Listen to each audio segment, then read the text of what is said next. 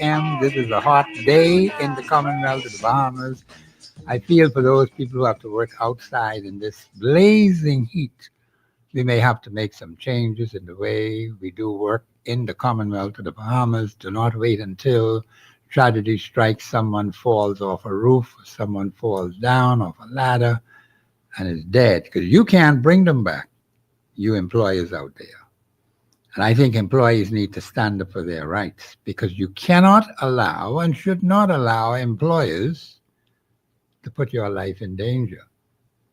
You're not a commodity in their hands for them to do and act as they please. You are a human being who have constitutional rights, freedoms, and privileges. And there are times when you got to tell these employers no. And you workers need to stand up and be unified. That's another problem we have in this country. What are you afraid of? Mortal flesh and blood, skin and bone? Give me a break, man. Did that man wake you up this morning and give you oxygen and air to breathe, or did God wake you up? You think about that. He didn't do it.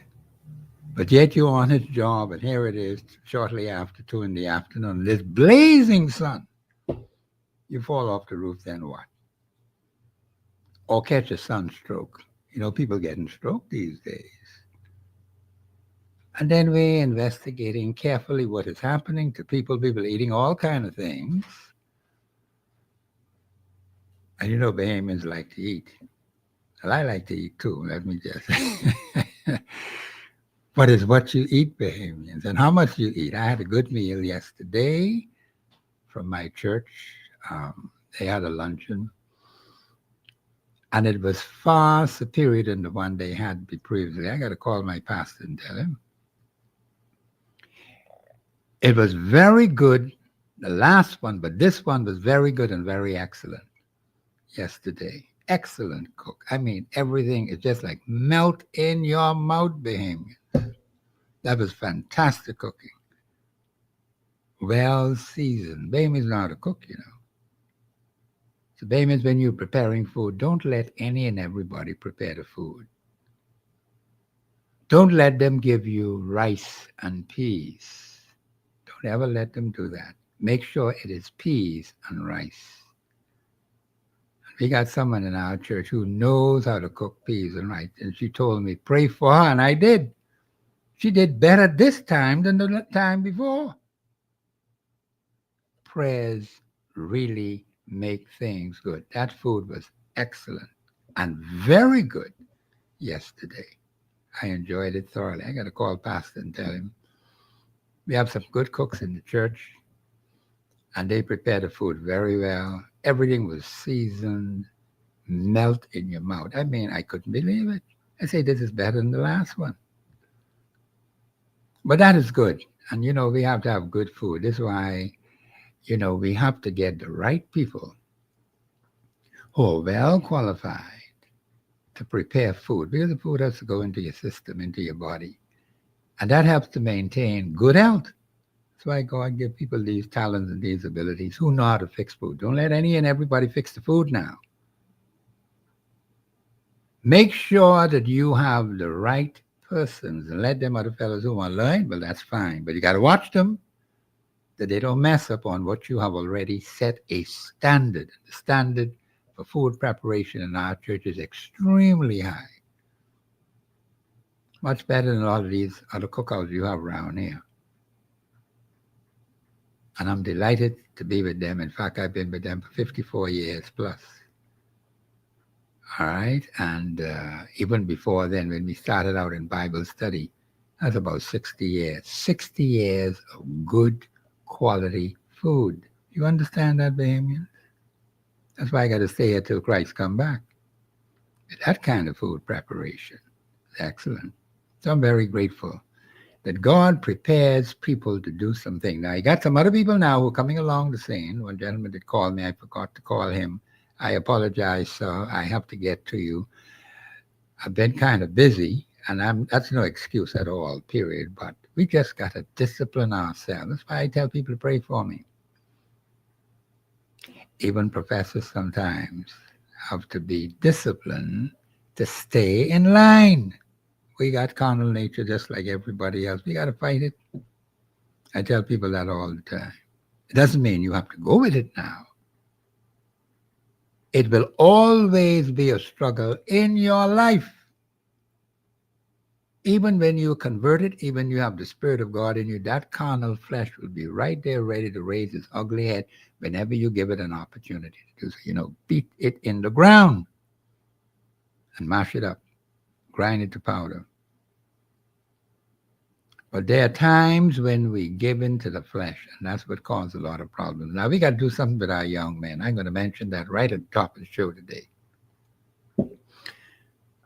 We have to find a way to save the young men of the Commonwealth of Bahamas because too many of them are dying from under my feet. I don't like it. When they ain't getting shot, somebody can hit them in the head with one rock or chop them with one cutlass, or they prancing up and down on these scooters, get mashed up in the road, crash into one wall. And I look at the little children and they ask whoever their members would be, and the members may not be able to answer clearly. What happened to daddy? When daddy coming back? Or when is mommy coming back? And then we got too many of them in prison. We got to try and help our young men to stay out of prison.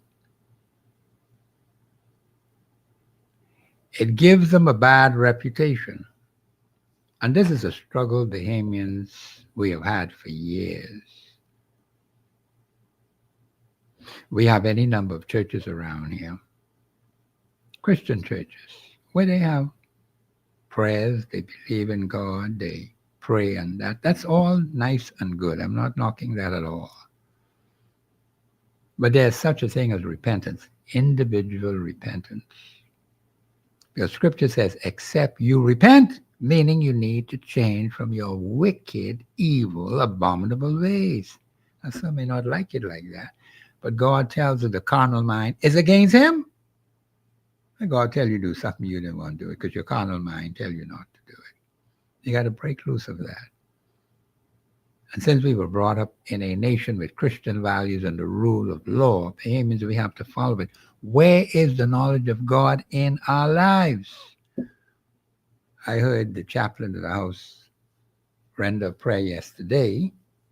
I just happened to hear it when it was recorded for the second time. And he told the leaders not to make decisions without consulting God. You think they're listening to that? In fact, Dr. Miles Monroe told them years ago, the weapons that they're using right now are not able to help us. You think they changed them? They got them same old wicked weapons. This minister, this chaplain who they have there, told them that they need to consult with God before making these serious decisions, not to rely on their intellect or their pieces, scraps of paper they call diplomas or certificates. They get this from this university, that university. That isn't the way to crap Bahamians. Without the knowledge of God, it is all crap. When God says something that stands Bahamians forever, from one generation to the next, it doesn't change. You see the SpaceX thing that's happening now? Do you know God said long time ago, thousands of years ago, when they were putting up the Tower of Babel, and God came down from heaven to look at what they were doing, the city and the tower they were putting up. And God came to the conclusion. He said, you know something? They got all one language. They're speaking one thing. And now nothing will be restrained from them what they have imagined to do. Yeah, about Elon Musk? What he imagined to do? The same wicked thing that they were doing at the Tower of Babel. That's what this man want to do. They want to colonize Mars. 3 explosions already. And you can't have one FAA, the Federal Aviation Administration, believing that they have control over the entire airspace of the world. They got to cut that foolishness out. Now it went down in the Indian Ocean, I understand. all kind of crap went in that Indian Ocean. Do we know the long-term effects of this foolishness that Elon Musk and his team is doing to the world? Do we understand how serious that is? God tells you in no uncertain term, because he saw Elon Musk right in this time, and them other fellows who were with him, and those who were before him. Even when they were going to the moon, it wasn't as bad as this. But when these fellows put this thing up in the air, it goes out of control. They ain't got no control. At least they were able to control those spaceships when they were going to the moon, and they come back. This thing explodes. And you don't know where it is going to land, Bahamians. The man say he want to do it every 3 to 4 months. Say he getting permission from the FAA, Federal Aviation Administration. You cannot allow one administration in one country to control the whole world airspace. That doesn't make any sense. That does not make any sense. Would the U.S. want another nation to control their airspace? Our airspace goes right up to the heaven, right up to where God's throne is. That belongs to us. That's not FAA airspace. But then they can tell you go up 1 mile, then we can take over all 1 mile above you. That's it. That's foolishness, utter nonsense. They got bad negotiators to talk this kind of crap in our ears, and we fall for it, and we buy into the crap. That means we got to change that. We have weak-kneed negotiators, whoever the government may point. The fellas ain't got no sense. You are deceived and misled by these people. And they talk about they can clean up. Clean up what? The crap is still in our waters. We do not know the long-term effects of these things. Oh, nobody was injured. You stay right there, nobody was injured. See what happened in Freeport? With the chemicals, you see how many people died from those chemicals in those outlying areas outside of Freeport? And those people are dead and in their graves. There are still some who are suffering lingering effects. I don't know if them being adequately compensated. Not at all. Now, someone in Grand Bahama could advise me on it. You lived through this crap, man. And you are still suffering today. I believe I have a caller on the line. Caller, you live on air. Go ahead, please. Go ahead. Money. Man, y'all got to wait, man. You all get like this. When you call into the show, let me just say this for the benefit of everybody. Just hold on the line, man. Now, if you get cut off, well, I guess you could call again. But when you come on the line, stay on the line. My producer will tell me. You got to go rushing off anywhere. The lines are open 326-0271, 326-0272, 8130-271. Because, see, I've noticed that when I start to make a point, if I get interrupted, then, I might go off course and might even forget what I was trying to explain. But I think the call is back. Caller, you live on air. Go ahead, please. Caller, you on air. Caller, you're live on air. Would you go ahead, please? Mr. Blue, so cut the call off, please. Because some people are playing games, man. If you're going to call in the show, don't play games with Professor Sidney McArdle all the time. Baby, we got too many problems right now. I can get dead vexed with you if you put that kind of crap around me. I don't like it. If you call into the show and you want to express yourself, fine. Stay on the line. What's wrong with you people? You got no patience? My man Pa taught me to be patient, particularly when older people are around. And you couldn't say nothing either. He said, you go outside and play because we're talking to big people. You got to learn patience, Bahamians. We are an impatient generation. How we get like this? Listen to all of this foolishness and nonsense that's going on.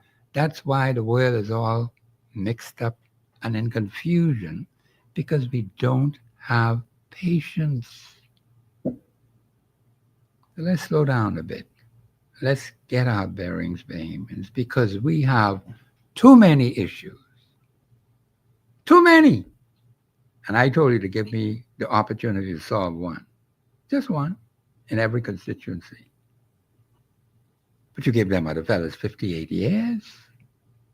58 full years. And you ain't get one solved yet. You ain't open your mouth about that. Every time when I mention it, I get a deafening silence. Why? Because they cannot show you any major constituency problems that have been solved over the last 58 years in every single constituency in this country. I see enough time to solve all the constituency problems. How much more time do you need? You give them another 58 years and get no result? Is that what you want, Bahamians? And we're supposed to be better educated, listen, supposed to be intelligent. That's what they tell me. Then to this university, that university, the next college, the next institute. All kind of learning. My Bible says ever learning and never ever coming to the knowledge of the truth. You know what that means, Bahamians? You're going around in circles. You never recognize God as creator of all things. There's no knowledge of God in your thoughts, in your words, in your actions. None. Listen to them when they come on the air, calling themselves professional this and professional that and professional the next thing. Give me a break. But that's the way they behave. You ain't got to take it from me. You go and listen to the crap what they tell you all the time. There is no knowledge of God, no recognition of God in our national affairs. That is a serious indictment against us. We can pay for that, Bahamians, unless we decide to repent. We could change today. We ain't got to wait for tomorrow. We could do it right now today and ask God for his forgiveness. And God say, okay, fine, I'll clear the deck for you, give you a clean slate, start all over again today. But you got to get it right. And he will watch you to see whether you really are serious about what you say. God just keep record on everything. All the crappy things you do, all them secret, dirty things you do. Go around talking about people. Huh? Your mouth full of gossip and rumor and hearsay. But you won't help the brother or the sister. Say, my brother, my sister, let's look at this thing right here. That's how you do it, you know. And this is why you're going to find we have all kinds of social problems in these communities, because we don't know how to get on well with one another. I told you from the very beginning on July 8th, I said, you know something? Talk to the person right next door to you. Talk to them on that same side of the street where you are. Every single house you go to and you introduce yourself. Then go on the other side of the road, introduce yourself to them, and you get to know them. You got to get into their personal business. Have you done that yet? You should have done that long ago. Then I said, go around the corner to the next street and introduce yourself to them people down there. And let the people on your side introduce themselves to each other before they go around the corner. Huh? Some of them just come in their yard and shut their yard and live to themselves. That's foolishness. You don't build no community like that. You don't even know who's your next door neighbor. What kind of nonsense is that? That was not so in years past. They always talk about families growing up in the yard. That happened to an extent in New Providence, but more predominantly in the Family Islands. So the Family Island people were more friendly. I remember when I first went to Long Island, how friendly those people were to me. They had no key to lock no door. Unheard of, Bahamians. There ain't nobody thieving nothing. I hope it is still that way. They haven't been in Long Island for a while, but I enjoyed and everybody ready to give you something to carry back to Nassau. That was very nice of them. But we need that kind of neighborliness in our communities today. And if it isn't there, we could rebuild it and make it work. We still have the Constitution, ain't going nowhere. But if you're going to to gain friends, you have to be friendly. So you got to stop talking people's personal affairs. Too many of you run your trap too much, talking negatively about your neighbors in your street, in your community, even some of them right in your family. So sometimes when I have people say things to me, I just don't comment anymore. I just listen and I leave it. And there are people who will, tell you things that you can't say to anybody else. And so what I got to do is go home, I pray, ask God, help me to forget it. And I've done this 54 years. Bing, forgotten. Don't remember it. I don't want to remember because I can't say it to nobody else. So you just forget about it. But you have to discipline yourself to do that because people do have issues. They have problems and they want someone to confide in. I got to talk to some people too. My personal physician, I told my sister yesterday, I said I could talk to him on anything relating to men's issues, which I may not be comfortable talking to a female. I just wouldn't. That's just me now. Because when God gave Abraham some instructions, he dare not tell Sarah what God told him. She don't even know that today. And Isaac didn't tell her either. There are some things, men, when God tells you something, you can't tell your wife, you can't tell your daughters, you can't tell your aunts. It is not for their ears to hear. But too many of you run your trap too much. And then you put yourself in trouble. So Abraham knew what God told him that was for his heirs and not for Sarah's heirs. You never get that boy out of the house. So you will see all he did was follow what God told him to do, and that was it. So there are some things, man, you need to learn to understand. You cannot say it to your wife. You cannot say it to your girlfriend. You cannot say it to your sisters. You cannot say it to your aunts. And the quicker you learn that, the better. Because too many of you just have a loose tongue. You talk too much. Things you ought not to discuss are the things you let out of your tongue. The tongue is very cruel, Unruly member. You see how we are losing our males today? They have a loose tongue.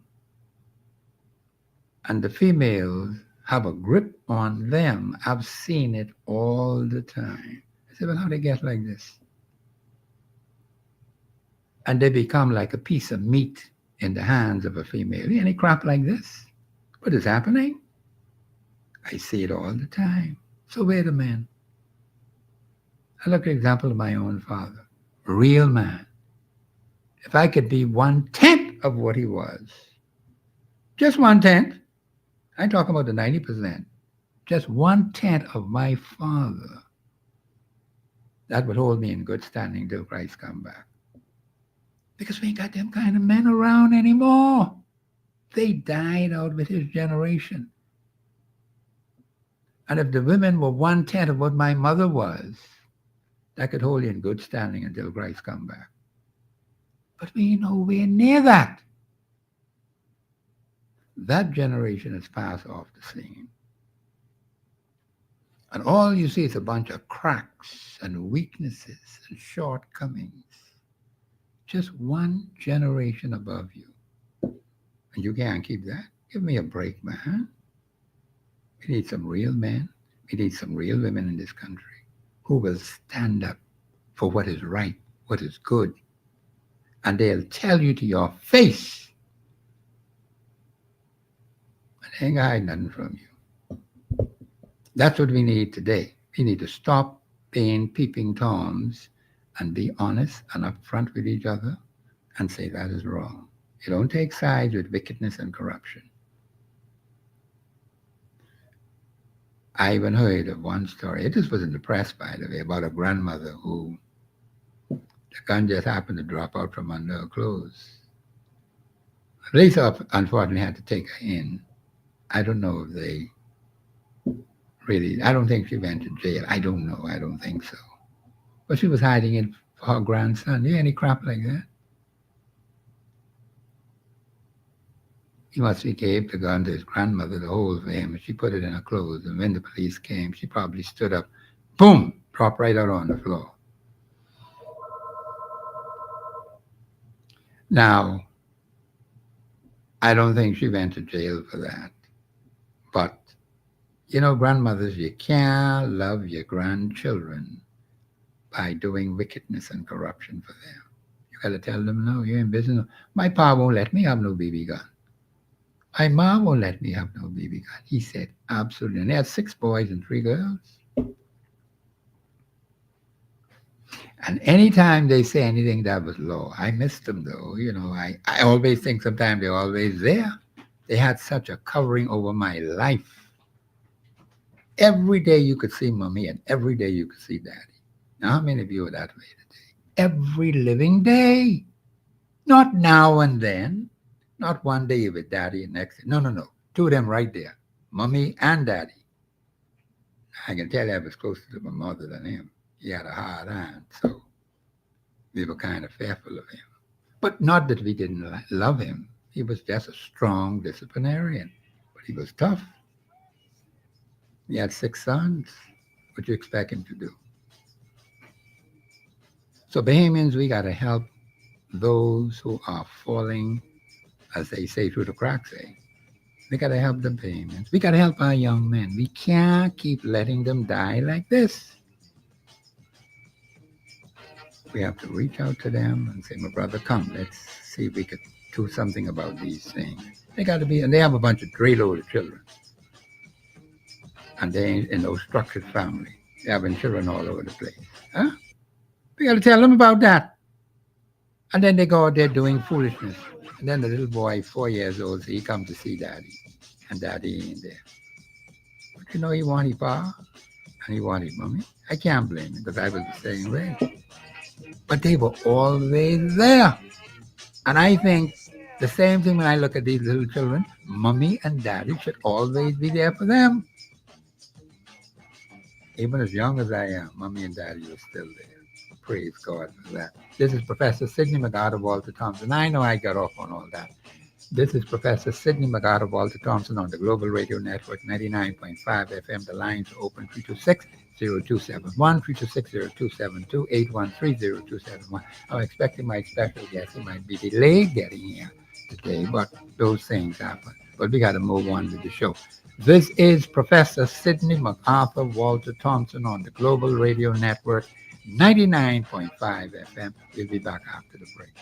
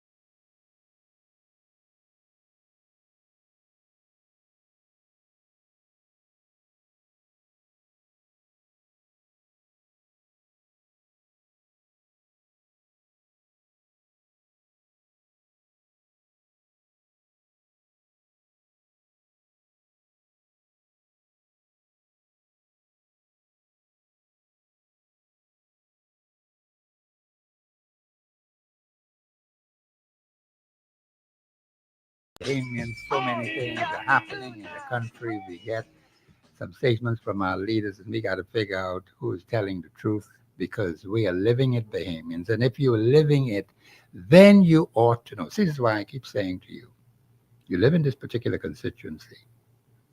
You should be able to call today and say, Professor, these major constituency problems have been solved. Crime gone. Murders gone. Wife beaten gone. Child molestation gone. Them kind of things don't happen in this constituency. Could any of you call me and tell me that? Or whatever other major constituency problem or problems have been solved. That's what I want to hear from you. I don't want you to keep complaining all the time. I want you to help me to solve one major constituency problem if you're serious about solving them. Because payments, you got plenty. You give them fellas 58 years. I just asked for 18 months for one major. Now, like I told you, you got to have a buffer now. 51% of the people must become righteous in their dealings one with another. We could always know whether that is so. But one person could start the ball rolling. That's why I said it July the 8th of last year. You say, Professor, what could we do? Well, there are some things we can do. And I told you how to communicate with your people right on your street. You should have done that months ago. That shouldn't be something you're starting today. How well do you know them? Do you turn your mouth up at them or you distance yourself from them? You think you could get anything done on the ground if you're not friendly with your constituents?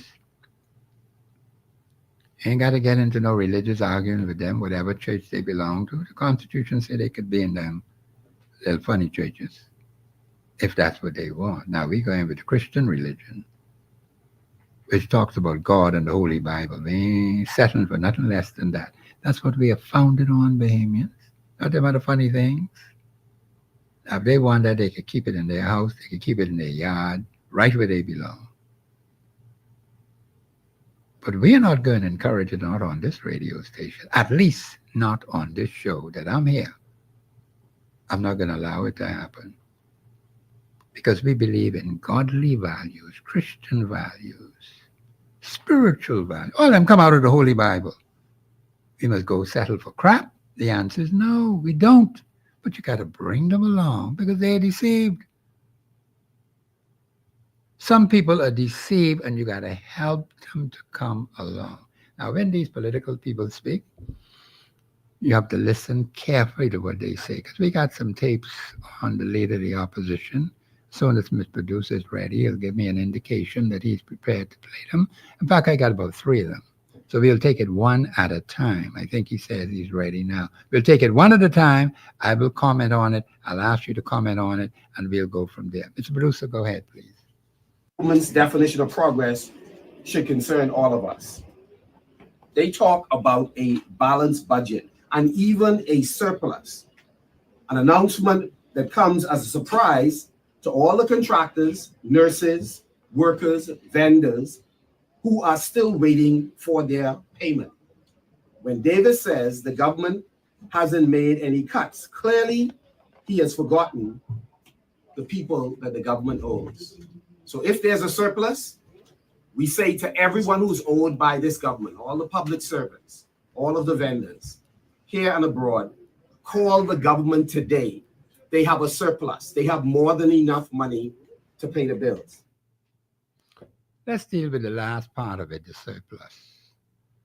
That means extra money in the kitty. And even the Minister of Economics say they have a surplus. That means they got plenty of money, which simply means they could pay the bills that they owe the people. That means all those vendors out there and vendors who you know the government owe, you could call in and express your concern about that.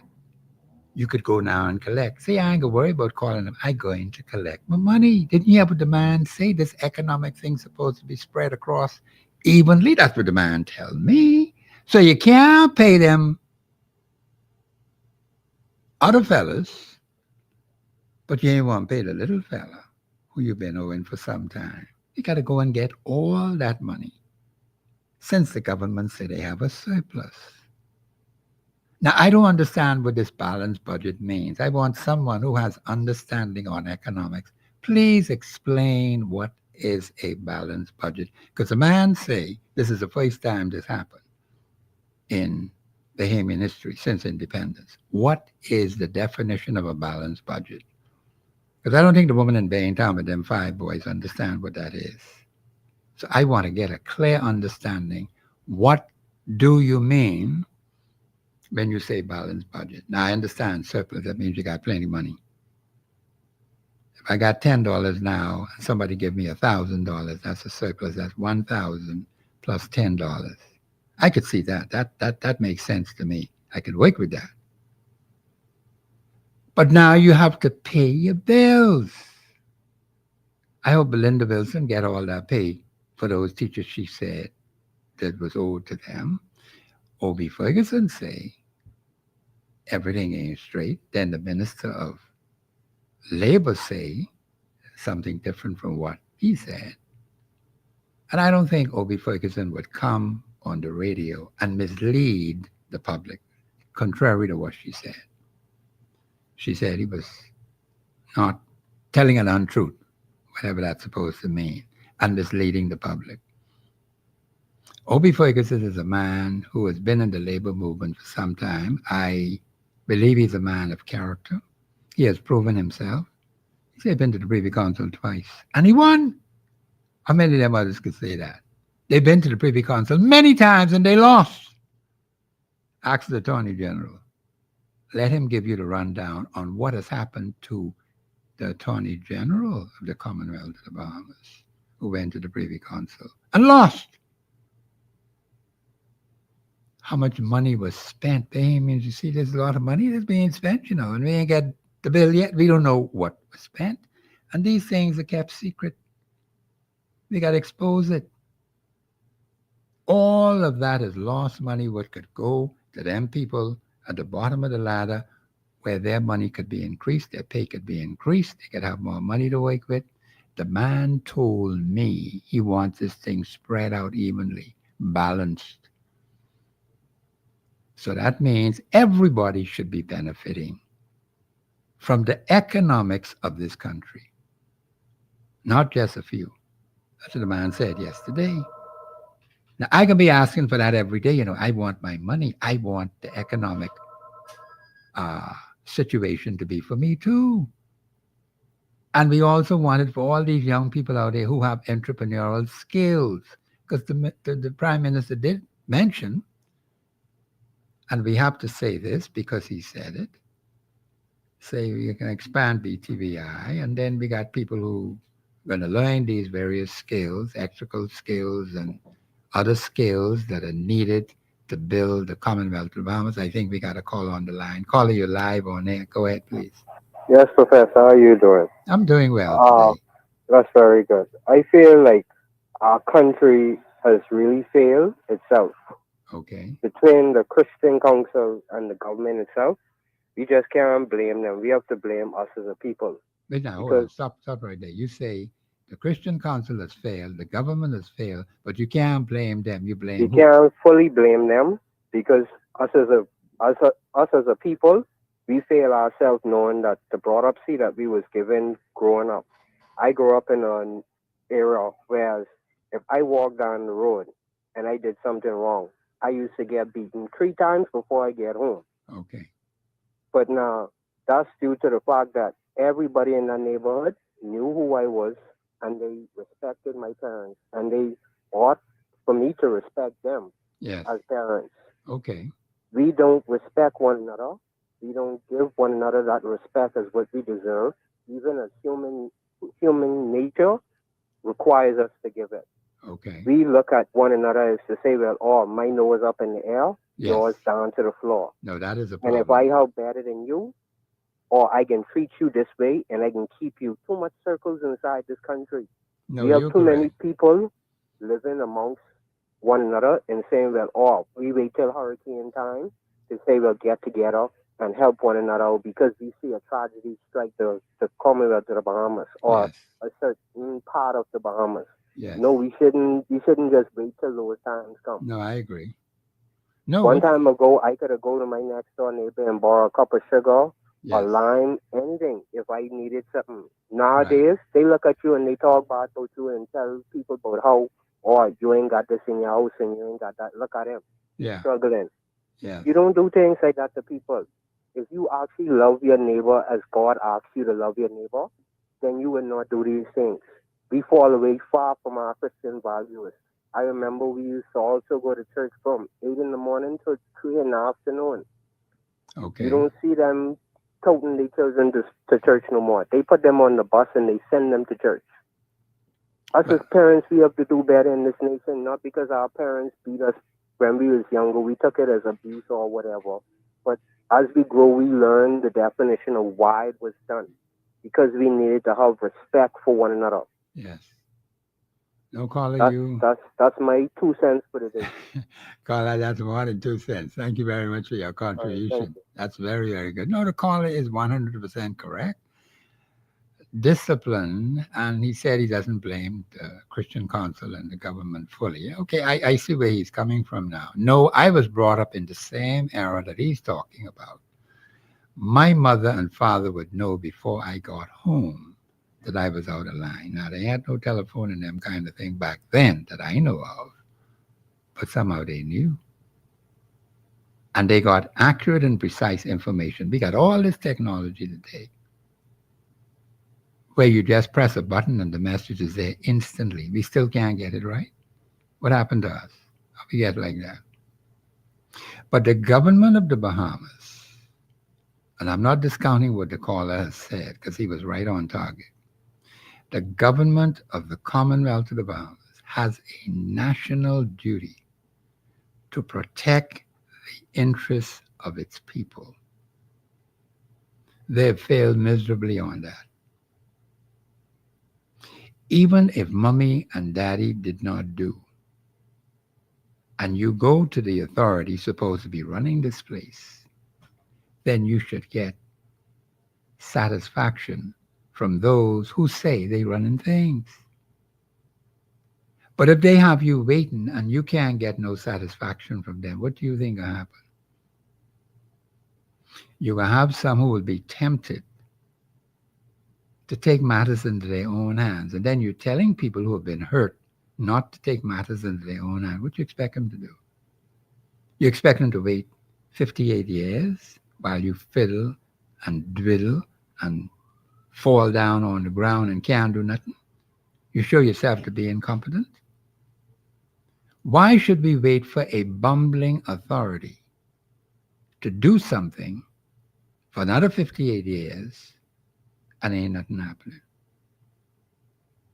The government of the Commonwealth of the Bahamas has a national obligation, and I'm not discounting what the caller said.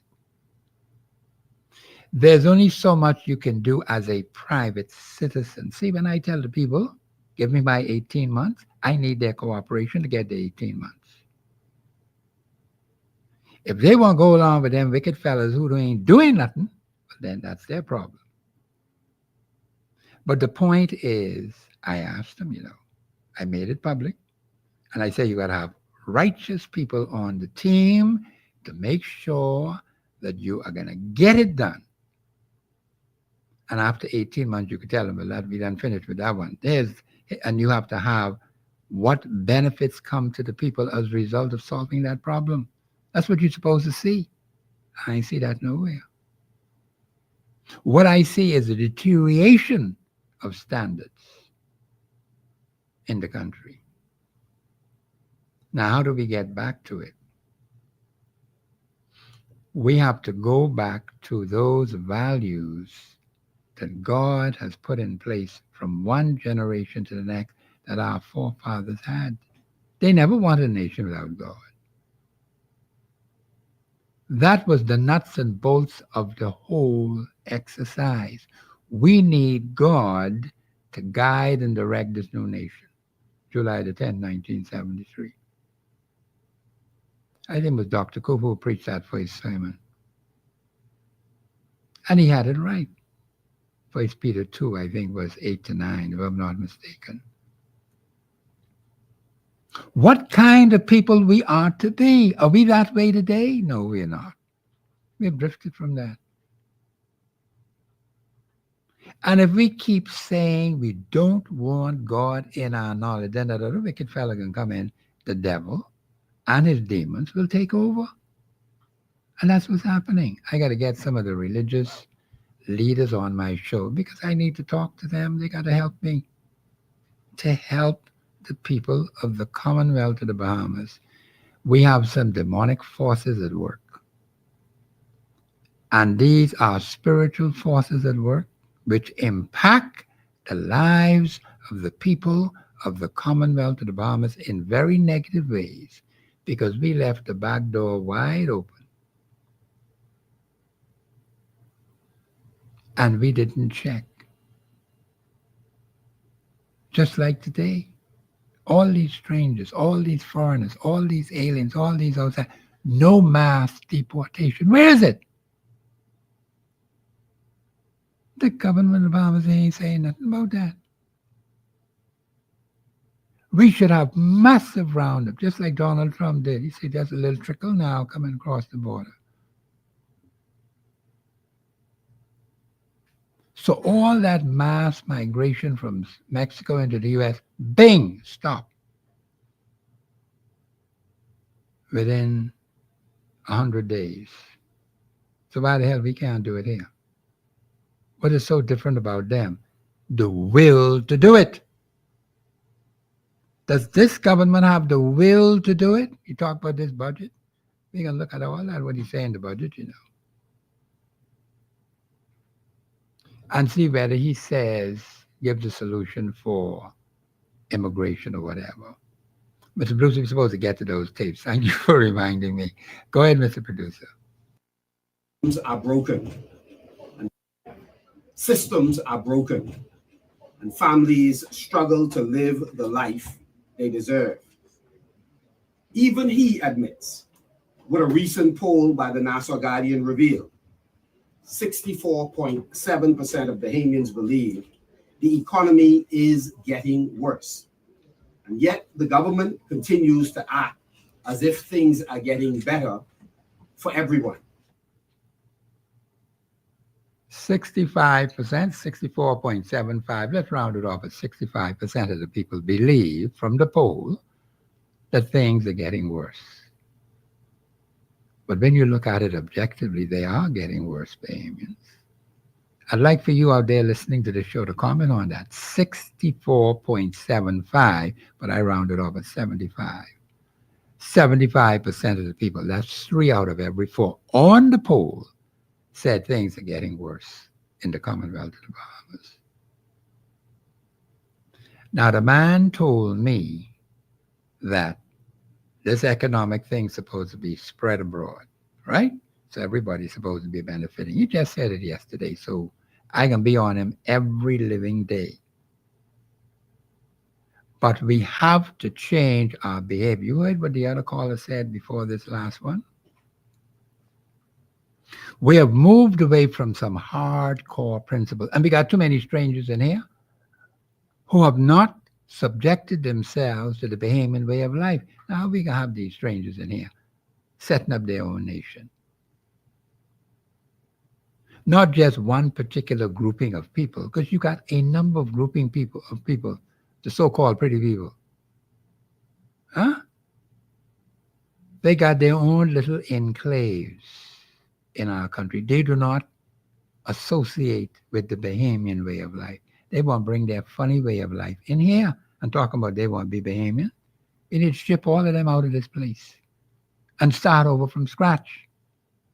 You cannot build a country with different nationalities coming in here and not being adherent to that which is Bahamian. You can't build no nation like that. That ain't no nation. That's a collection of individuals coming together and doing their own little thing. Now that foolishness has to stop. We need a national government that's going to deal with it. This government is not dealing with it. No, let me say this administration, because there's only one government. I got to catch myself on that one. Let me repeat that. There's only one government, the government of the Commonwealth of the Bahamas from 1729 right on up to now. You have had different administrations of the government of the Bahamas. And I think that needs to be made clear. And there's no such thing as no F&M government. There's no such thing as a PLP government. But the fellows who run things say that. This happened under the F&M government. This happened under the PLP government. They politicize it. So what you expect people to do? They catch on to the crap and they say the same thing. This is a PLP government. And then F&Ms will say, I want nothing to do with them. That's a PLP government. Then when the F&M is in charge, then they jump up and say, this is an F&M government. And then PLP say, that ain't my government. That's them other people's government. You see how polarized we are politically in this country? The people who you elect and put in the House of Assembly and in the Senate and the Cabinet are the ones who are spoiling the show. On both sides of the fence, Bahamians. That's what you get. So the politicization, I think I got the word right, of the government of the Bahamas are by the very same people who you send there, appointed or elected, to do your national business. They put it out there. And that's a problem. But 75% of the people believe that things are worse in the Commonwealth of the Bahamas, getting worse. Do you believe that, Bahamians? Do you have evidence to show that it's getting better?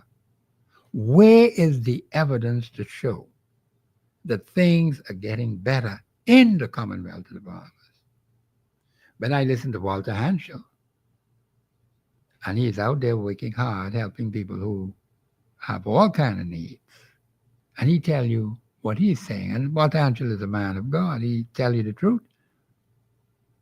And I also believe what Obie Ferguson say. Obie Ferguson is a labor leader. And I don't think what I know of this man, what I know about Hanschel graduated when I graduated from the Augustine's College. I know him. I don't know his wife that well. She might have gone to St. Augustine's too. But be that as it may, I do not believe that Mr. Hanschel and Brother Ferguson would deliberately and intentionally come on the air and deliberately and intentionally mislead people. You're never going to get me to believe that. Now, you may have a different point of view on what was said. Fine. I don't have a problem with that. But then the woman tells me, says an untruth. You know what an untruth is? He is misleading the public. The government, too, has been misleading the public. I wonder if she's prepared to talk about that. The conflict between one minister to that minister. We got a whole slew of them. You want me to put that on? We got the tapes and play them too? Now, there may be a misunderstanding. That's why this memorandum of understanding, I got to get a copy of that from Brother Ferguson. This memorandum of understanding may very well prove to be, from what I'm hearing and from what has been said, a memorandum of misunderstanding. That's what it boils to. So they need to, well, then the woman did say, the Minister for Labor said that most of the things in the memorandum of understanding, they got one or two in there that ain't quite ready yet. They've been fulfilled. Ms. Ferguson saying, no, that ain't true. Not been fulfilled. And he's disappointed. His union is disappointed. He got a number of unions under his umbrella union. And you ain't gonna get me to believe that Obie Ferguson, a respected labor leader, one of the leading ones in the country, would deliberately and intentionally come on the air and tell lies. I just cannot accept that. And Mr. Hanschel, being a good Christian gentleman, he's not going to come on the radio and intentionally mislead people. Now, those two, I know enough about them to say that publicly. Some of them other fellas, well, I won't comment on them. I'll just leave that alone. Because every time I hear Ferguson speak, I respect what he says. Now, you might disagree with what he says. I'm not saying you have to agree with everything that he says. The man tell you been to the Privy Council twice and win. Now, how many of them could say that? And he fights for people. Now, of course, the man, someone was saying that he got a Casey. I don't know about that. And I know he was a QC. I know about the KC part. But he got a Queen's Counsel on him. But the thing is, that's a side thing. We got to look at labor relations. What is the state of labor relations in this country? How can we make it better for people, the working class people in this country? We should have all these labor problems solved from Sir Randall time. So how come we ain't solved them yet? 52 years into independence, 58 years since majority rule. And you mean to tell me we still got major labor problems? The woman said they signed 55. Was it 55? 55 scraps of paper. Now, she didn't use the word scraps of paper. Now, that's me. I said that. Paper will sit right there and let you write crap on it. That of itself and by itself does not mean the problems have been solved. She said they got tens of thousands of them. Now you get the benefit of tens of thousands. You ain't supporting the minister. Call into the show and say so. You sitting with your mouth pinned up. If that is so, then let's hear who you are. Let's understand the kind of benefit you've gotten. The minister say you all get plenty benefit. Tens of thousands of Bahamians. That's what the woman tells me. Is that true or false? I got to play the tape again so y'all can hear it. That's what the woman say. The Brucey might have to play that again today. Because I think the people forget. But the woman say they have done these things. And Mr. Ferguson is saying the memorandum of understanding, the government of the Bahamas, they were then opposition at the time. They have negated on those things which are in the agreement. This is Professor Sidney McArthur, Walter Thompson on the Global Radio Network, 99.5 FM. The lines are open 326-0271, 326-0272, Family Island people being not hearing from you, What happened to y'all out there? You getting the show all the time.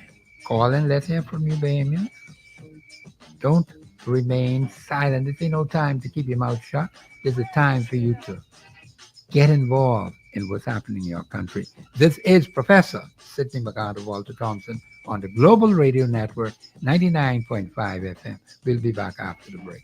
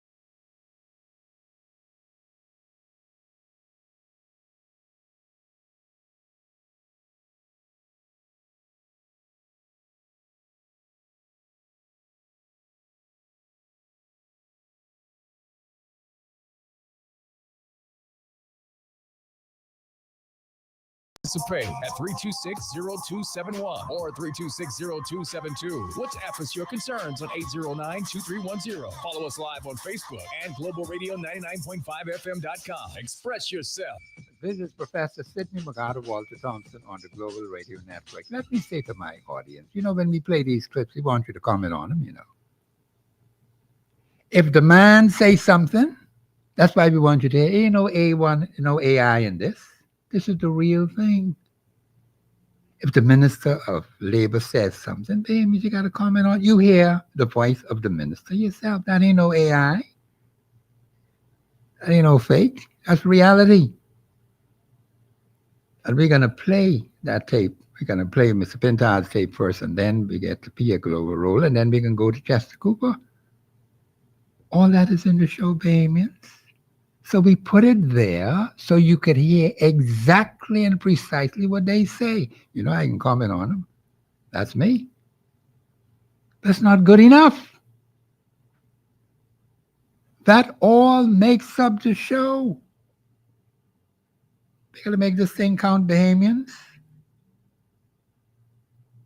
If someone tell you something, then you got to determine, is it true? Is it false? Is it working for you? Yes or no? That's all. I think, Bahamians, you are too quiet, and that's why we're in this crap today, because you do not stand up for what is right. You want some other people to do it for you while you stay in the corner and hide. Now, you got to stop that foolishness. It takes more than one. One person could sound the alarm. Or two people could sound the alarm. But it takes a groundswell of persons to make a difference, particularly when you're talking about real, genuine change. Now, I can tell you all straight off the top, you ain't ready for no drastic constitutional action in this country. You ain't ready for that. Now, I mentioned it several times, I just was testing the temperature of water. But I know you all ain't ready for that. You all are too passive for that. But it's in the Constitution. But Professor Sidney Walter Thompson can't do it by himself. Constitution say, no, Professor, you can't handle it that way. This is the way you got to handle it. But I got to go by what the Constitution say. If we really are serious, we could take some drastic constitutional action in this country today. We ain't got to wait for tomorrow. We could do it today. But are you ready for it? That's the question you need to ask yourself. And based on what I know and I understand, you're not ready for it. I could say that right off the top. I'd like for you to get ready, though. Then we got to go along with all this foolishness, man. We going along with this crap because you are not ready. I won't talk about the drastic action part now, even for less than that. You know what God says in his word, Isaiah 60 verse 1, cry aloud. That's 1. Spare not. That's 2. Lift up your voice like a trumpet. Y'all ready for that? Those are 3 clear-cut instructions. Cry aloud. He didn't say be a mouse. Spare not. Do not spare them for one moment, not even for 1 second. Let the chips fall where they may. Lift up your voice. Listen, man, you all ain't know this. Lift up your voice like a trumpet. The trumpet is very loud, Trumpeters make plenty noise. And then after that, to do what? Show my people what? The people of God. Their transgressions. You know what transgression is? You're violating the law. God says, show them their transgression. And the Bahamian people, their sins. Anyone doing that? I heard the minister, not the minister, one chaplain of the house, that fellow who was the chaplain of the house. Oh, that minister, let me just withdraw the word, fella. The chaplain of the house told them, and I listened to it last night when they had the replay, do not make any decisions without consulting God. That's what he told them. And the Prime Minister said, I think the Prime Minister did indicate when he came on, he did agree with it. But at least they had the prayer, which is fine. They won't have no big snake in there where they praying to the devil. You don't want that in the house, eh? Or one black cow. You know, some people worship the cow. They put the big black cow right in front of the door. And the point is, Bahamians, we got to be very careful because we got a spiritual problem in this country, a deep-rooted spiritual problem in this country. We got to get rid of that, Bahamians. We got to change that. Let me get to Pintard, or the Pintard, Mr. Blusa, put Pintard on. Was for the few, but not for you. During the This is not the new day we were promised. It's a Bahamas for the few, but not for you. During the budget debate, you will hear a crystal clear vision for a stronger economy under the FNM. We will invest in people, not just projects. We will explode opportunities not yet seized in the green economy, in the blue economy, and the orange economy. We will ensure that Grand Bahama and the Family Islands are not an afterthought, but will be priorities. We will unleash the potential of our small businesses with real money, not bury them under red tape. We did it before and we will do it again. We will bring back VAT, exemptions on essential items, no half-stepping. We will make sure you know what your government is doing with your assets. We will fix our healthcare system and the education system, not just talk. And we will restore trust in governance by putting accountability back at the center of everything we do as public servants. That's a tape from the leader of the opposition, and he might mean well in what he's saying. But one question I ask, where's God in all of that? Where is the knowledge of God? Is the government of the Bahamas going to have God in their knowledge? That's what the man told them yesterday.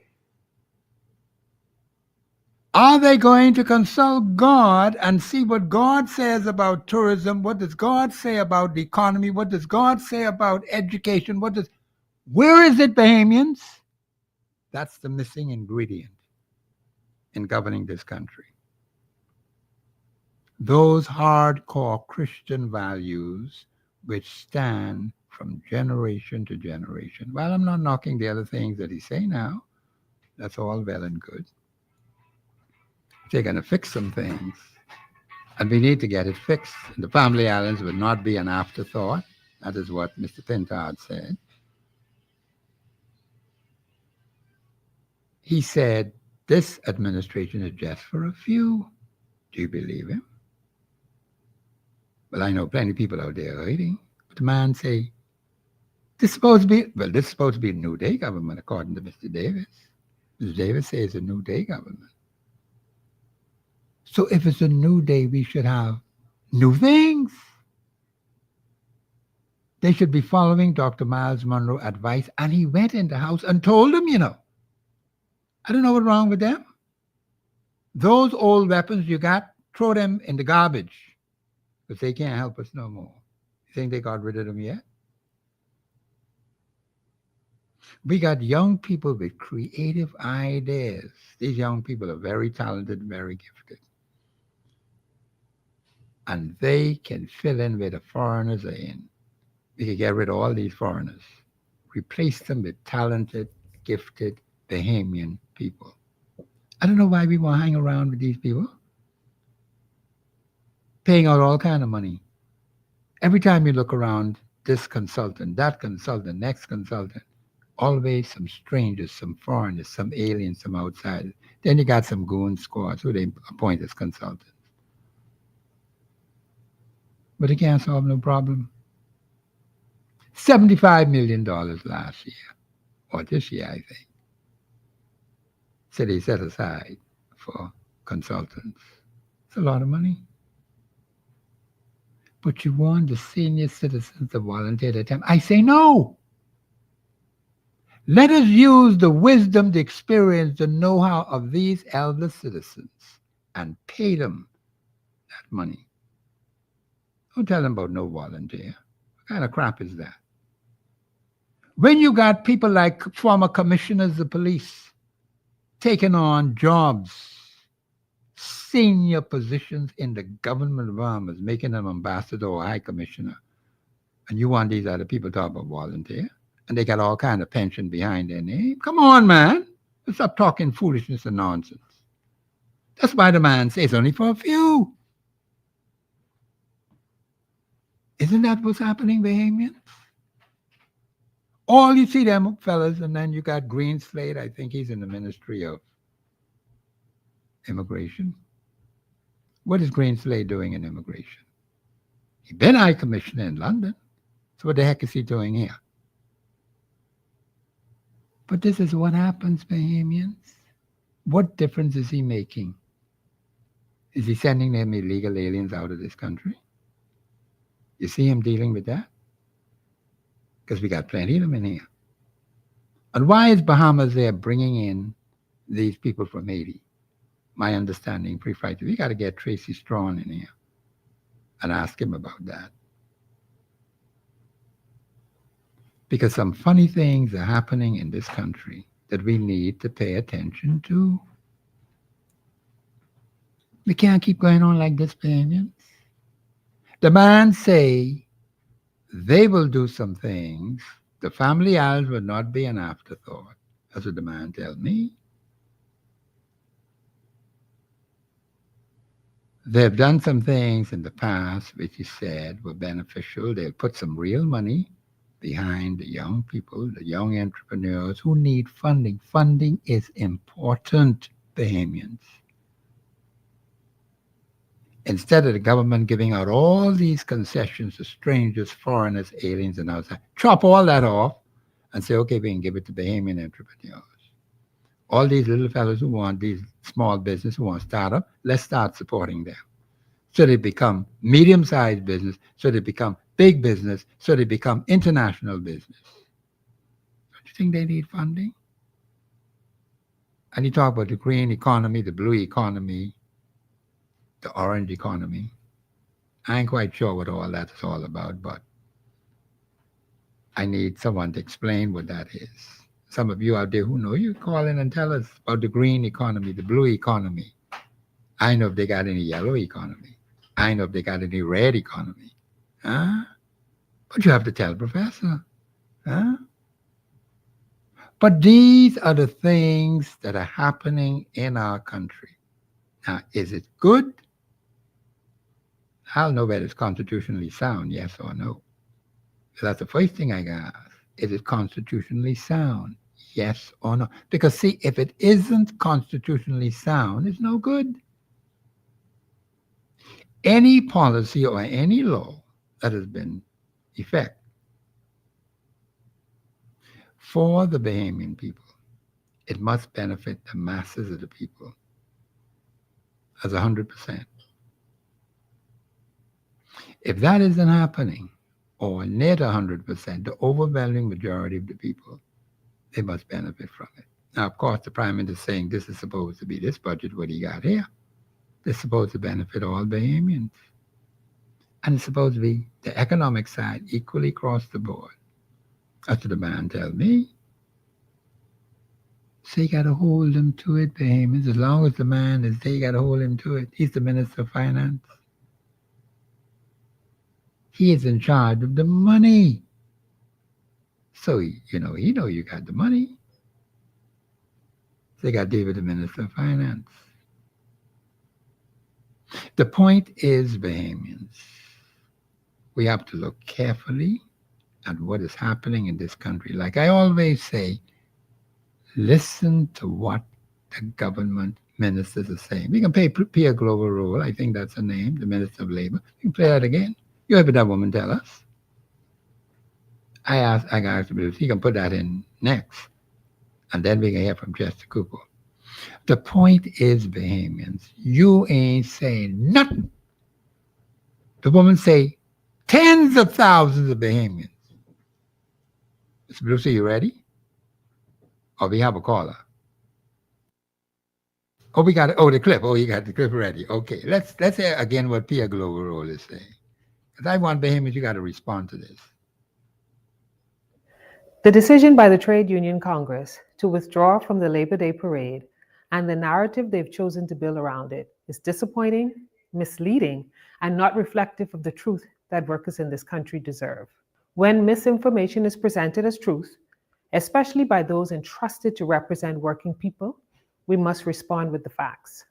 So here are the facts. The Davis administration has prioritized labor issues from day one because we believe in the dignity of work and the rights of working people.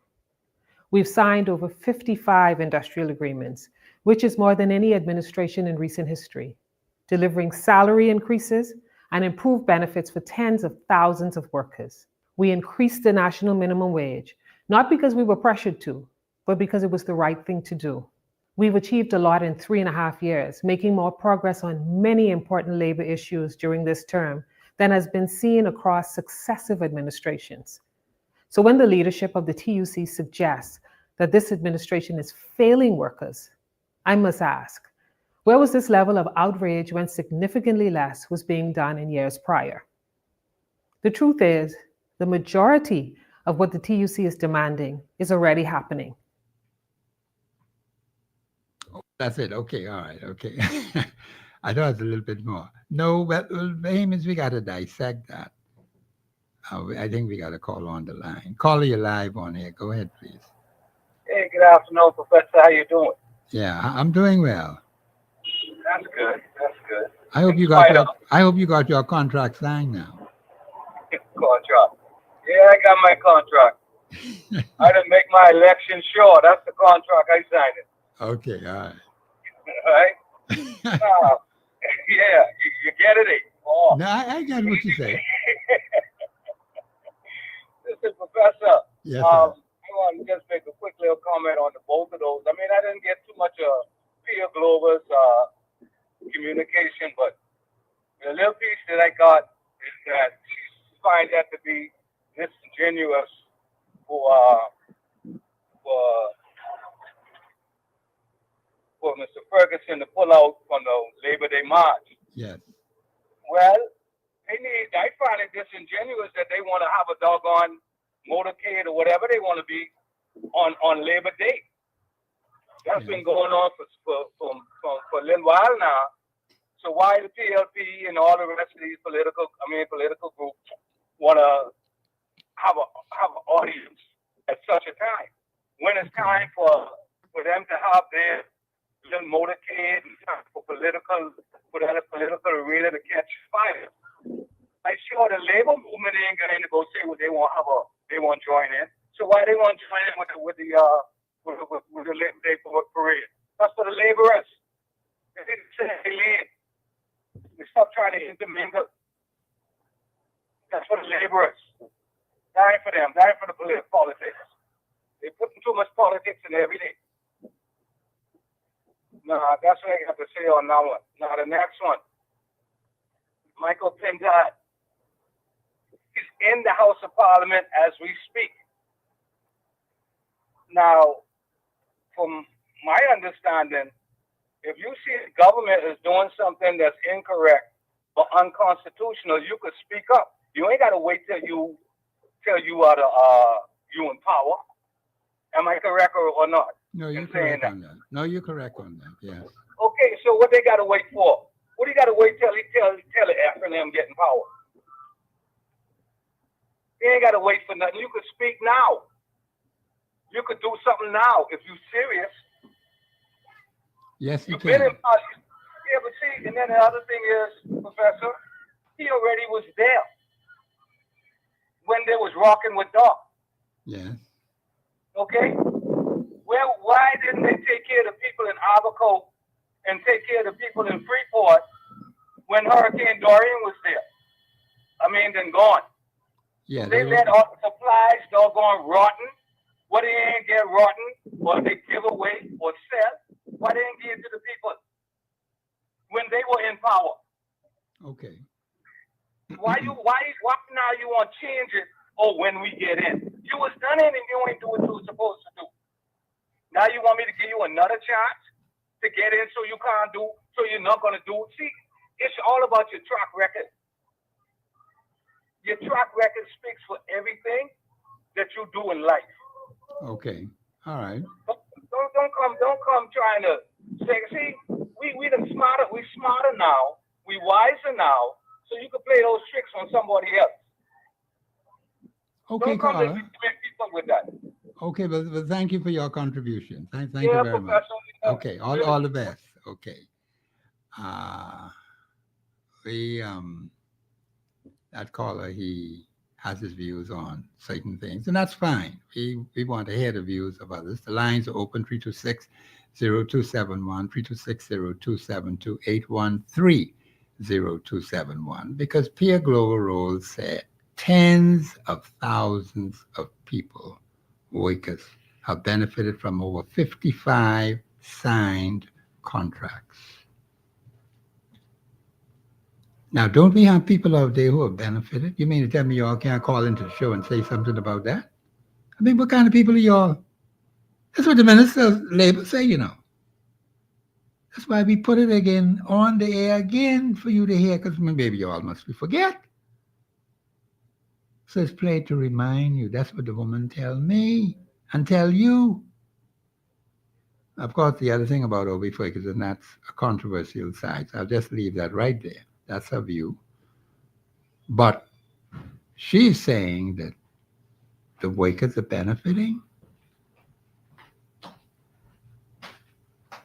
And the two labor unions, two major ones, two other umbrella unions, they have agreed that they're going to participate in the Labor Day parade. And it would appear as if the Labor parade is being politicized because the PLP party wants to participate in the Labor Day parade, and they will have their supporters doing the crab walk on Labor Day.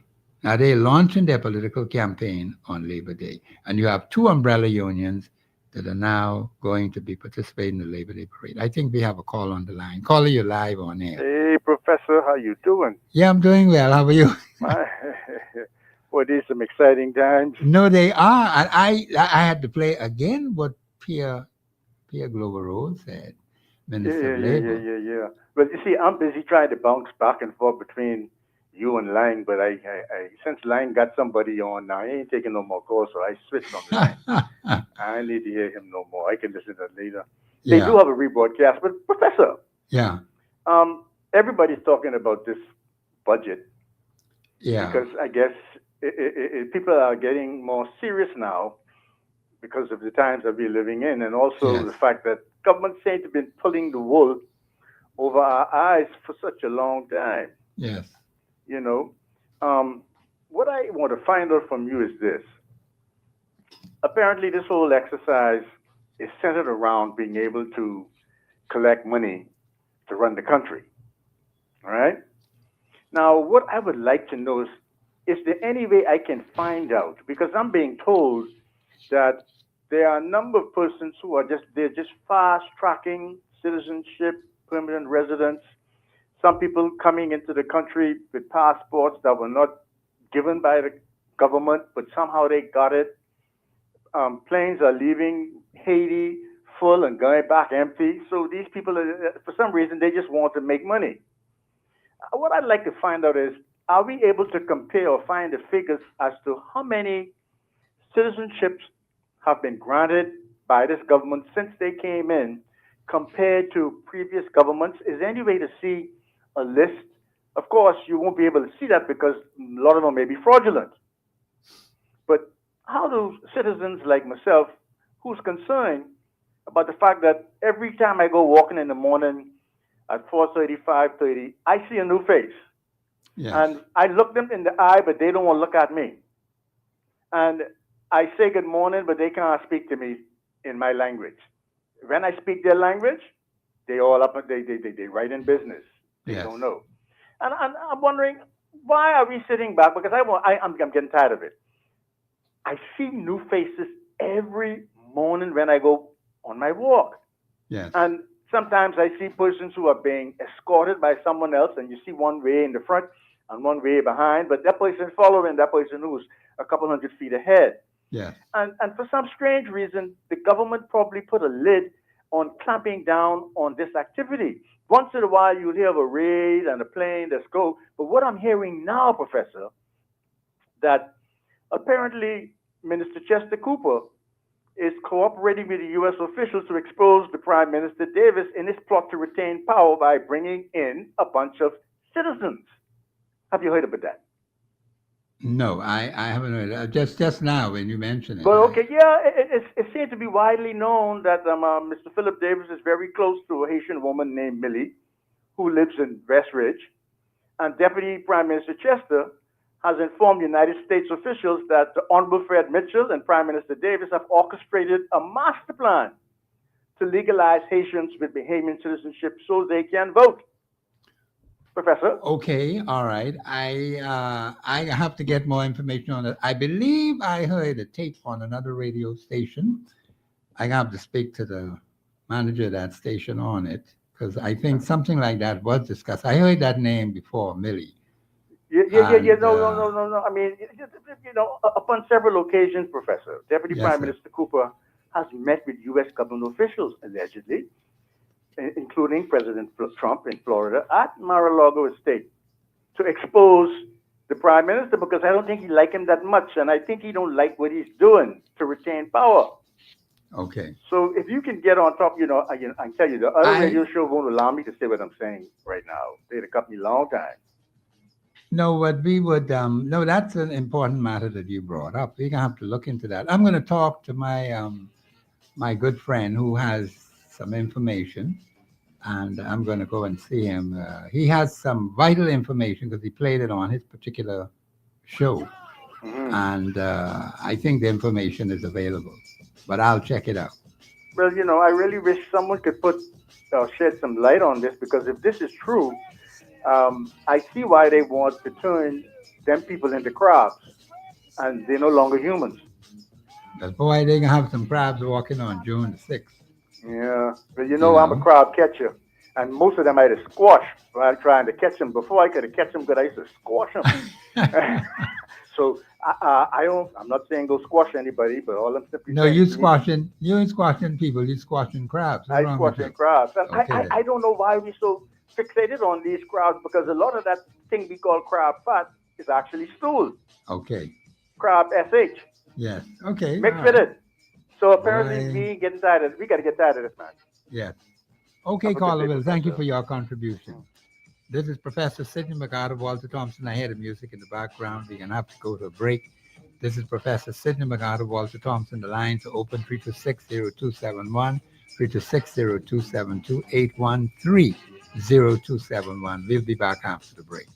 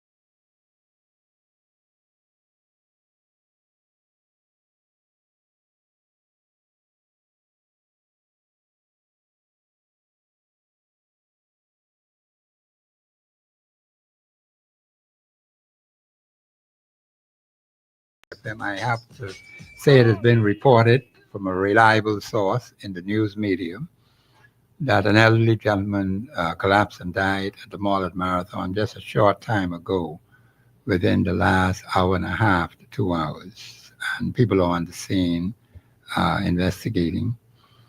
And these are some very serious times, Bahamians. We do um, want to give out correct information. We believe the information is solid.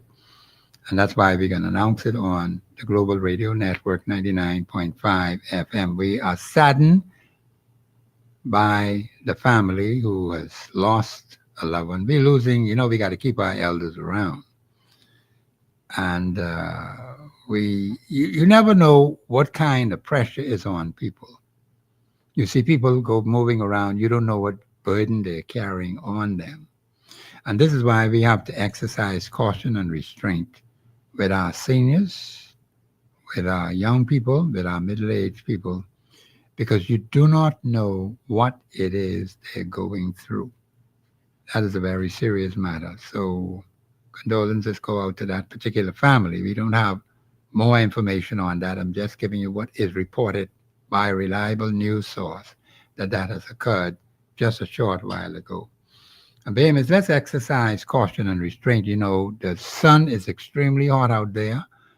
I feel sorry for persons who have to work out in this kind of sun, but we could change it. We could let them work in the evening or early in the morning rather than having them in this hot, bridling sun. Because once a person is deceased, they can't bring them back. No amount of tears, no amount of what you should have done or could have done or must have done, that's not going to cut it. Let's try to keep our people alive and well. Let's protect them as best as we can, particularly as it relates to our senior citizens and also our children. Our children have to be covered as well. That's why I long to see more mothers and fathers like my own mother and father, who were always there for children. Now, two of them were professional people. My mother was a professional nurse. My father was a professional engineer at BEC. And they worked hard, but they took time out to be with their 9 children and 3 grandchildren. And I always felt their covering, even after they were gone. I still think mommy and daddy is still there. So we want parents like that. Parents, you got to put aside time to look after the elders, look after the children. That's very important. Mr. Producer, you could play that tape on Mr. Minister for Tourism. Day. There's a lot to unpack, but it's more than about the numbers. It's about impacting people, creating opportunities for people. So you're going to hear a lot over the course of the next week or so about how we upskill, how we create more opportunities, how we get people in better paying jobs, how we get the increase really in income so that people can have more affordability in the economy. We've done great work. We're optimistic about the future. We recognize, though, that we do have more to do and more to be done still. And we have to touch more people. We have to ensure that people are feeling the progress from the $12 billion of foreign direct investments, from the 12 million tourists that's going to come to the Bahamas this year. Right. We want to ensure that every Bahamian is participating, owning, and feeling the economy that we're working so hard to create. Those are some very interesting comments coming from the Minister of Tourism and the Minister of Aviation. Bahamians feeling the economy. Some 12 million tourists are supposed to come here, most of them coming by sea. These are not stopover visitors. Few of them are stopover visitors. So that's one point that needs to be understood. While you have some, you say 12 billion. I think that's the number I heard. $12 billion. I got to find out who these people are who got this purported money. Is the 12 billion in the economy now? Or are these potential plans for something to happen? Now, that's a different kettle of fish. Because we heard from the Honorable Chester Cooper before. He told us some things. He said he will hear from him when the money is in the bank. We hear him say whether the money is in the bank or not. But he said you're going to hear more about how this budget is going to benefit the economy. So next week we may have to do a lot of checking because I'm going to get a copy of that budget and go over it with a fine-tooth comb and be able to explain some things to Bahamian people. Now, see, some things got to be explained. When you're talking about all these percentages from these rating agencies, you know, the woman in Baintown ain't know nothing about that. But you got to put it in language that the woman could understand. The man in Foxville with 6 daughters, he told me he's still looking for a husband for them. You young people, y'all got to stick around, man. What's wrong with y'all? You young men. The man just tell me he ain't find husbands for those girls yet. And the girls are anxious. They want to get married. But can't find no decent young man. I mean, what is this? Young men, please wake up quickly, okay? Y'all got to get your lives in shape, man. Stop doing foolishness on these scooters. And stop getting involved in activities that are not beneficial. Because when the little children come around, they want to see daddy. Daddy ain't there. Daddy in the hospital or daddy's in prison. Let's not argue well for the child. We got to do something about that. But Mr. Cooper is saying some things. We will hear more about what he has to say when the budget debate starts next week. And he is optimistic about the economy. He was optimistic before. And he said all those things what was supposed to be happening in Grand Bahama. Grand Bahama, let's hear from you. What's happening down there? Since you heard the budget speech, I heard portions of it yesterday. Grand Bahama is supposed to be one of the top islands in the country to poise for development in this country. That's fine. We need Grand Bahama, we need Abaco, we need Eleuthera, we need New Providence. New Providence is the center of everything. But development in the other family islands, fine. But the man say these are 12 billion foreign investment. Now, you know when foreigners come and invest money, how much of that stays in the Bahamas? How much of that are we going to have? How much opportunity are we going to have? If half of it stays here, but then that's fine. They could get the other 50%. At least it should be half. But it can be where these fellas enjoying, and here's another thing we got to put a figure on. The tremendous stability, political stability. And they say nothing to do with the PLP and the FNL. Nothing to do with them. It has to do with the people of the Commonwealth of the Bahamas. So neither political party could take credit for that because they still out there doing foolishness. It's the psyche of the Bahamian people all the way back from 1729 right on up to now. Peaceful transition from one administration to the next. I don't know if no other country in the Western Hemisphere is like that. Now we got to put a figure on that.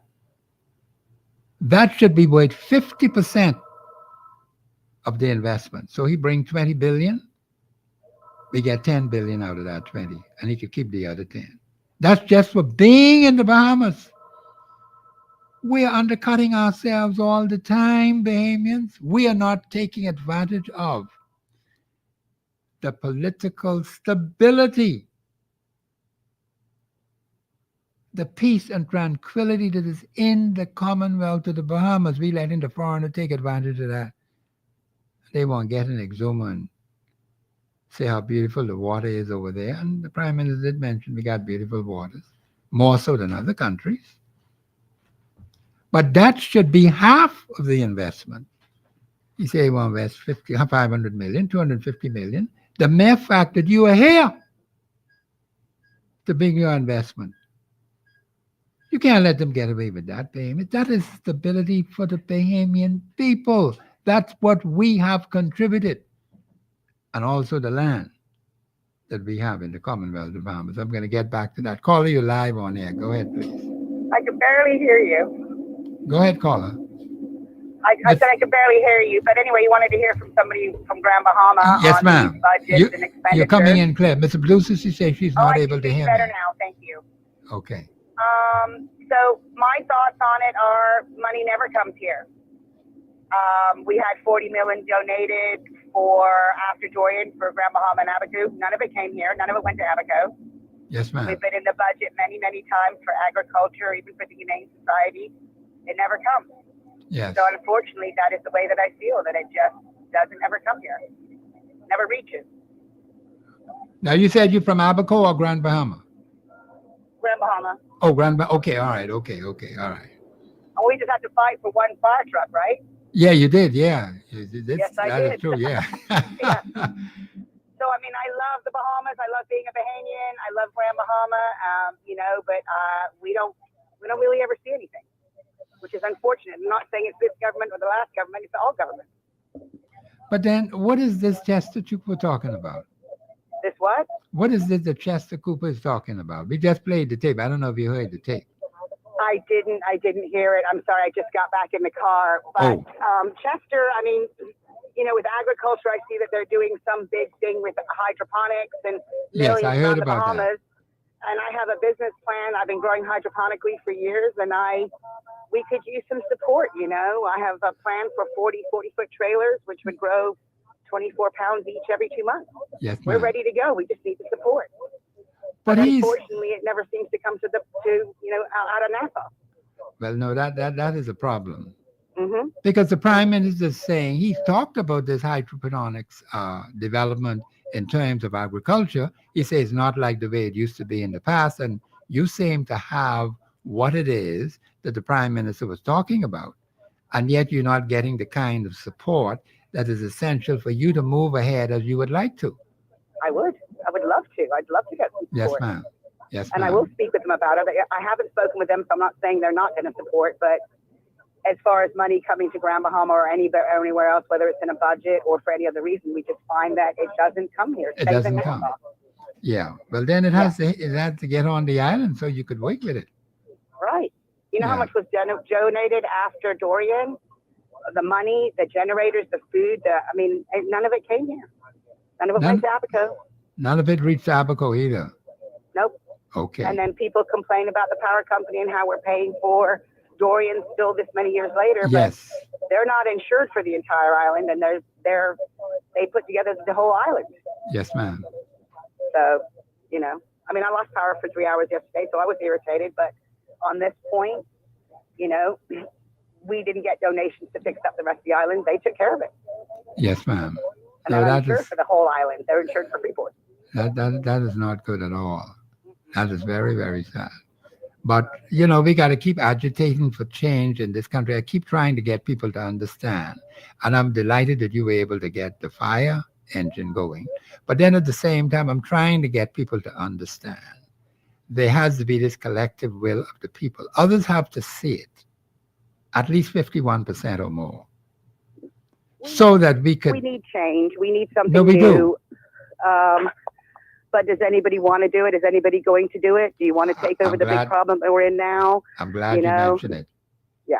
Because It's see, not easy. no, it ain't gonna be easy. I tell people this all the time. I'm in a fight right now on a national issue, I know. and we are not. But I know we can win it. I ain't care nothing what them people say. We're going to win that heads on, lock, stock, and barrel. I don't sign my name to anything what I can't win. But at the end of the day, will they then adhere to it? The point is, we ain't worried about whether they adhere to it or not. They just ain't gonna be around to create any more confusion. It's just as simple as that. That's why you put your trust in God. Absolutely, sir. 100%. You see, And I know that we are a godly country, and we certainly are. we've stepped away from it quite a bit. We and have, come back to yes. it. We got to get back to it. I We don't mentioned look that out for early in each the show. other. We don't look out for each other. We litter all over the place. We treat people terribly. We Yes, treat our we own do. people terribly, and it's not good enough. I think we could do a lot better. No, we We are can. better. We certainly can. I am delighted that you call out of Grand Bahama, because I always like to hear from people of Grand Bahama. I want to also hear from people in Abaco and other places, because I don't want them to feel that just because we're in New Providence, they are isolated from us. We have all this modern communication, and what saddens me is, even though we have it at our fingertips, it's just like we're strangers. And we Well, got to I work on wonder- it. I often wonder if it's because we're all separated by ocean that we can't come together because we are somewhat separated by ocean. I mean, But every then- island has a different accent. Okay, I hear that, but we got the communication. I agree. We could do better. We could do better. So that's not an excuse. See, God put the ocean there for a specific cause, for a specific purpose. We just got to find out why the Lord put all this beautiful water on all these different islands for the benefit of Bahamian people. You mean we can't find out what that's all about?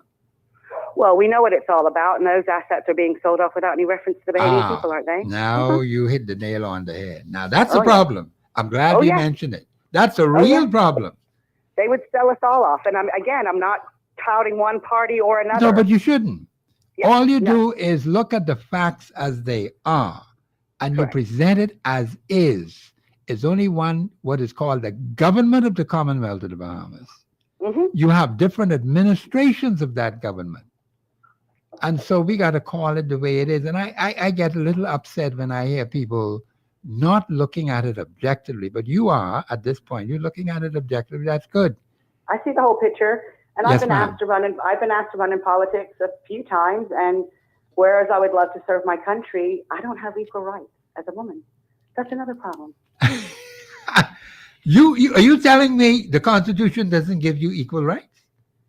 You're not talking about the Bahamian Constitution, eh? It's supposed to. No, but it does. Yes, it Yes, does. it does. Yes. Allegedly, but that's not what's happening. But let's put it this way. We can make it happen. We do need to make it happen. I would love to be able to give more to my country, 100%. But I am with you on that point because I'm working myself to do the same thing what you want to do.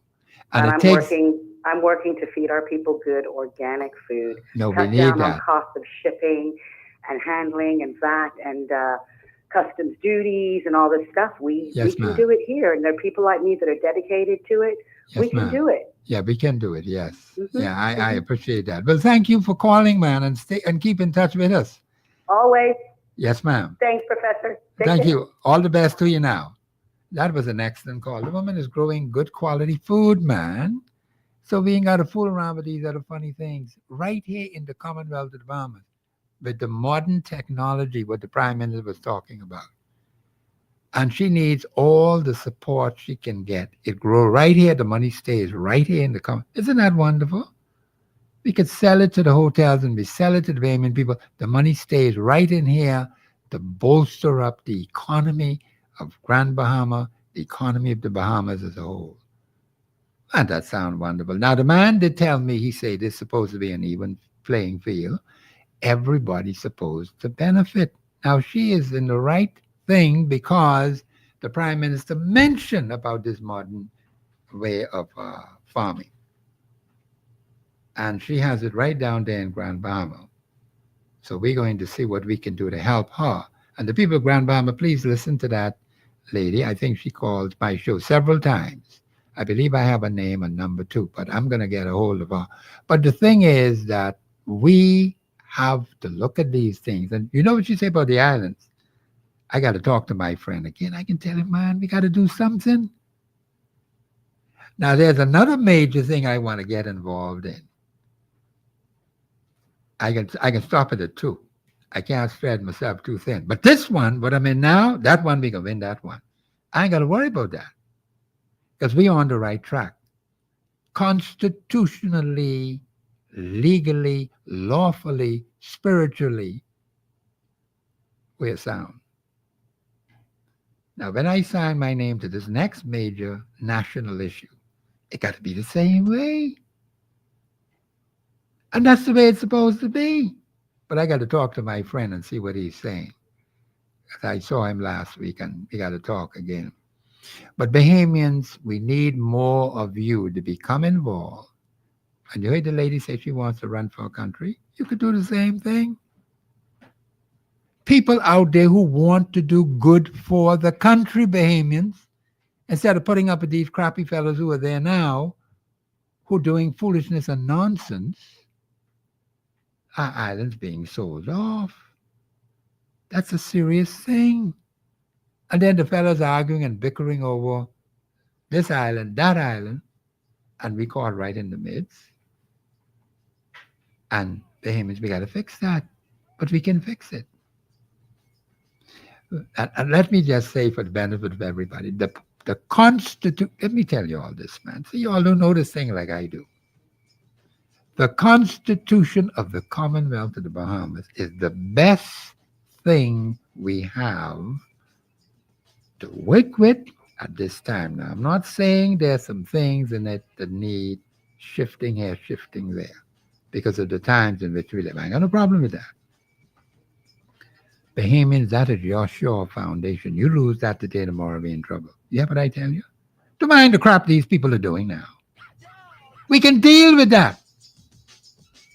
That's why I told the woman, well, not this lady, but another lady. She disagreed with me. Sometimes you got to embarrass your leaders on the international arena. Well, she has a difference with me on that point, and I understand where she's coming from. But we all got to live here. I ain't want to leave no other place.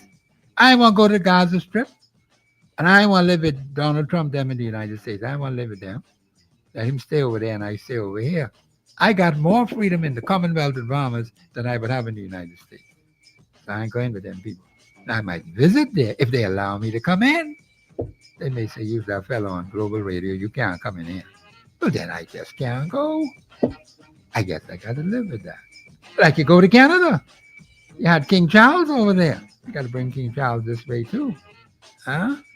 The man said he wanted to make Canada a state of the United States. Any crap like that? Them Canadians get dead vexed with him. They're right on the border, the northern border of the United States. Anyhow, let me stop. This is Professor Sidney Thompson. I want to thank those who called into the show. My guest didn't come today. What tomorrow is? Tomorrow is Friday. Oh, open line tomorrow. Open line. We'll be talking any number of things tomorrow on the show tomorrow. I enjoyed the show today. I appreciate you who called in, made some good contributions. Let's keep it that way. And do not forget to pray now. You got to pray that the Lord would help us, man. This ain't just by your own human strength. This is Professor Sidney Thompson on the Global Radio Network, 99.5 FM. Have a pleasant afternoon. We'll see you tomorrow.